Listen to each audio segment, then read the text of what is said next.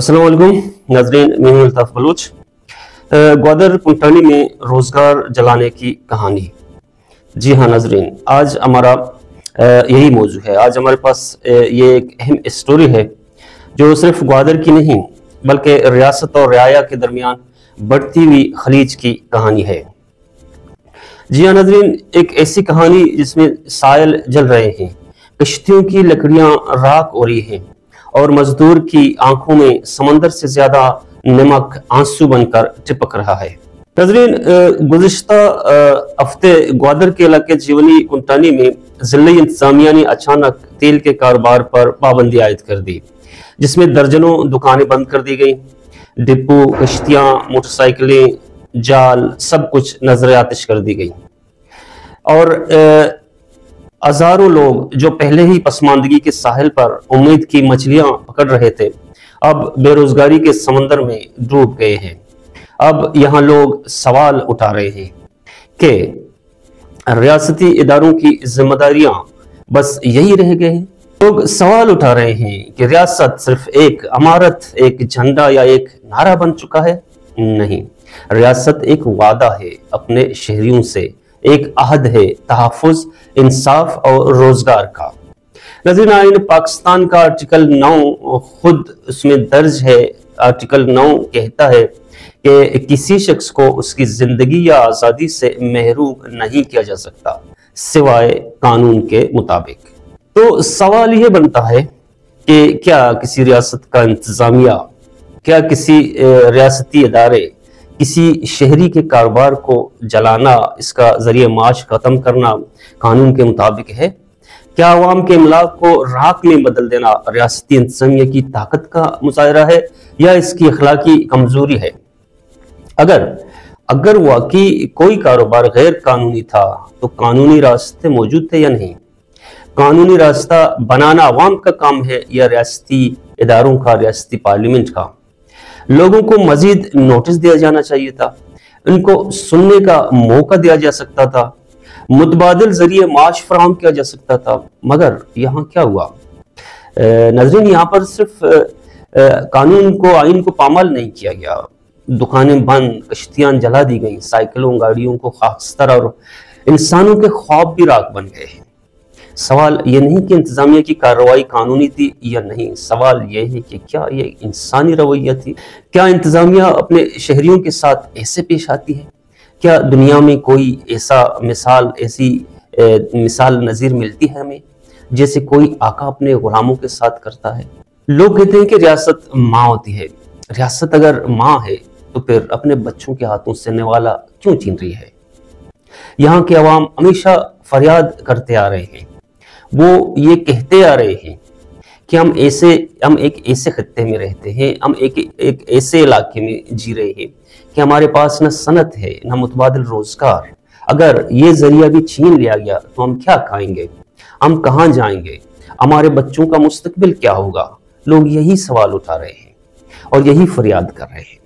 नाज़रीन, ये सिर्फ एक फरियाद नहीं, ये एक सवाल है जो तख्त से जमीन तक गूंज रहा है कि जिस मुल्क के वजीर कहते हैं कि बलूचिस्तान की अवाम, बलूचिस्तान की शाहराहें, बलूचिस्तान तरक्की की राह पर गामजन है, क्या वो इन जलती हुई दुकानों के धुएं में वो राह देख सकते हैं?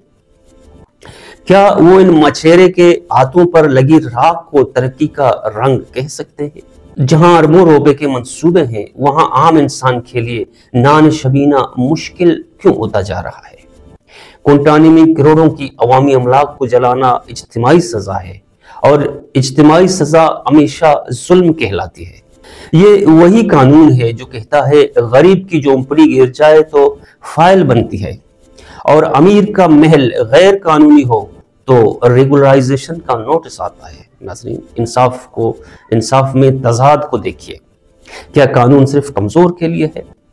क्या इंसाफ सिर्फ ताकतवर के इशारे का नाम है? अगर मजदूर की कश्ती जलाना जुर्म नहीं तो फिर ऐवानों की करप्शन क्यों जुर्म नहीं है? अगर तेल के डिपो गैर कानूनी है तो फिर वो दफ्तर, वो मुआहदे, वो कमीशन क्यों कानूनी है जिनके जरिए हम इस सरजमीन से मादनियात निकाल कर बेचते हैं? اگر یہ قانون واقعی قانون ہے تو پھر اسے سب پر یکساں لاگو کیوں نہیں کیا جاتا؟ تو یہی وہ تضاد ہے جس نے عوام کا یقین چھین لیا ہے۔ جو قانون مزدور پر لاگو ہوتا ہے وہ اشرافیہ کے دروازے پر جا کر خاموش ہو جاتا ہے۔ ناظرین، کنٹانی میں کشتیوں کو جلایا گیا، گاڑیوں کو، سائیکلوں کو، ڈبوں کو جلایا گیا کہ یہ غیر قانونی ہے، لیکن اسی سمندر میں روزانہ سینکڑوں ٹرالرز مچھلیوں کی نسل کشی کر رہے ہیں۔ کیا وہاں قانون سو رہی ہے؟ کیا وہ لوگ قانون سے بالاتر ہیں؟ یہی تو مسئلہ ہے۔ اصل بات یہی ہے کہ قانون دیکھتا ہے مگر اندھا بنتا ہے، سنتا ہے مگر بہرا ہو جاتا ہے، اور بولتا ہے مگر صرف کمزور پر۔ یہ کیسا نظام ہے جو اپنے شہری کو روزگار دینے کے بجائے اس کے روزگار کا ذریعہ جلانے میں مصروف ہے؟ یہ کیسی ترقی ہے جہاں چمکتی سڑکوں کے نیچے بھوک کی بنیاد رکھی جا رہی ہے؟ ناظرین، سنجیدگی کا وقت اب آ گیا ہے۔ وقت آ گیا ہے کہ ریاست اور عوام کے تعلق کو دوبارہ سمجھا جائے۔ حکومت کو چاہیے کہ کنٹانی کے متاثرین کے ساتھ تحقیقات اور مذاکرات کا فوری طور پر آغاز کرے۔ جتنے لوگوں کو نقصانات ہوئے ہیں ان نقصانات کے ازالے کے لیے انہیں معاوضہ فنڈ قائم کریں ان کے لیے۔ بارڈر ٹریڈ کے لیے شفاف نظام وضع کریں جس میں مافیا کو کم اور عام عوام کو، عام غریب کو زیادہ فائدہ ہو۔ مقامی مزدوروں کو روزگار کے متبادل ذرائع فراہم کیے جائیں۔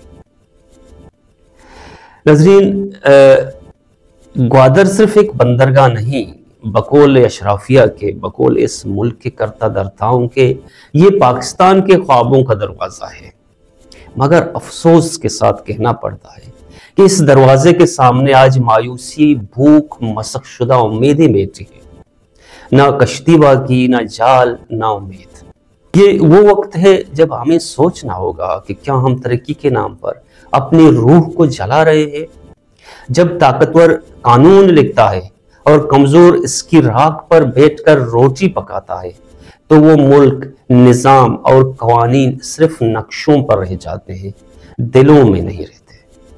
ناظرین، سب سے تشویشناک بات میرے لیے یہ ہے کہ اس تباہی پر گوادر یا مکران یا بلوچستان بھر کے کسی بھی سیاسی جماعت نے یا میڈیا ہاؤسز نے یا ڈیجیٹل میڈیا نے، سوشل میڈیا نے، کسی نے بھی لب کشائی نہ کی، جو کہ انتہائی شرمناک عمل ہے۔ دوستو، ہم اپنے مظلوم عوام کی آواز بنیں گے۔ اگر یہ ویڈیو پسند آئی تو چینل کو سبسکرائب کریں، لائک کریں اور بیل آئیکن کو بھی دبائیں۔ اگلے ویلاگ تک اجازت دیں۔ اللہ حافظ۔